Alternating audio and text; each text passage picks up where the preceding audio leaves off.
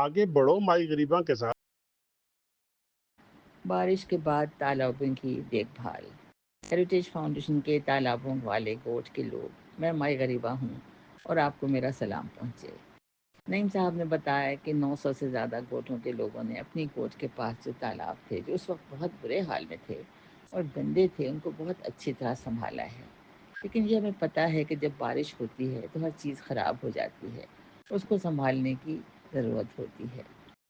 आज मैं आपके तालाबों की देखभाल और संभालने के बारे में बताना चाहती हूँ, ताकि अगर बारिश के ज़माने में फिर ख़राब हो गए हैं तो उनको ठीक कर लें और उनको हर तरह साफ़ सुथरा रखें। पानी के ज़ख़ीरे हमारे गोठों में हों या गोठों के बाहर हों, उनसे हमें हमेशा फ़ायदा होता है। इन तालाबों में बारिश का पानी जमा हो जाता है जो हमारे बहुत काम आता है, इसलिए इस पानी के ज़ख़ीरे को संभालना बहुत ज़रूरी है। इनसे हमारी फसलों में ज़रख़ेज़ी आती है, उनके अंदर और उनके आसपास हम अपने खाने के लिए बहुत सारे पौधे लगा सकते हैं और पानी से आसपास की हवा भी साफ़ रहती है और बहुत अच्छी हो जाती है। माहौल भी बहुत खुशगवार हो जाता है, जिससे गोठों के लोगों की सेहत भी अच्छी हो जाती है। अब इस तालाब को देखें कि इसके आसपास बहुत ज़्यादा कचरा जमा हो गया है। इस कचरे से बहुत ज़्यादा बीमारियां फैलती हैं, इसलिए तालाबों की सफाई, उनके किनारों पर चारों तरफ पौधे और दरख्त लगाना बहुत ज़रूरी है, ताकि गोठ को फ़ायदे होने शुरू हो जाएं। इसीलिए मैं आपको बताना चाहती हूँ कि आप अपने तालाबों को किस तरह साफ़ सुथरा रख सकते हैं और वहाँ और क्या कुछ करें जिससे आपके और आपके बच्चों को बहुत ज़्यादा फ़ायदा हो। नंबर 1, झील या तालाब के अंदर से सारा कचरा, मसलन प्लास्टिक के थैले वगैरह, इस तरह की गंदगी वहाँ से बिल्कुल साफ़ कर दें।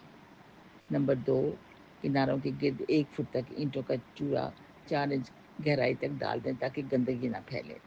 नंबर 3, अपने पानी के ज़ख़ीरे को संभालने के लिए उसके गिर्द हर तरह के पौधे लगा दें ताकि उनका जो पानी का उसका कटाव ना हो। नंबर 4, हर तरह के पौधे लगा दें, जैसे किनारे पर जंगली घास होती है, सब्जियां हर तरह की होती हैं, झाड़ियां चाहे फूल वाली हों चाहे फूल के बगैर हों, और फिर बहुत सारे दरख्त लगा दें ताकि चारों तरफ एक झुंड सा बन जाए।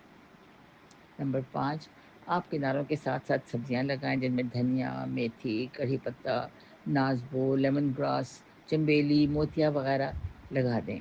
इनके पीछे हर तरह के दरख्त, जैसे आपका है मसलन जामुन है, कीकर है, बेरी है, नीम है, और भी तरह तरह के फल लगा दें।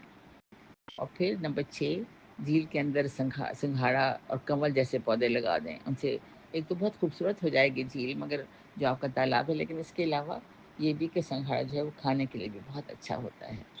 नंबर 7, और ये भी ज़रूरी है कि फिर आप तालाब में मछलियाँ भी डाल दें। वो मछलियाँ जो है वो आपके खाने के काम आएंगी और वो भी ग़िज़ाइयत के लिए और हमारी सेहत के लिए बहुत अच्छे होती हैं।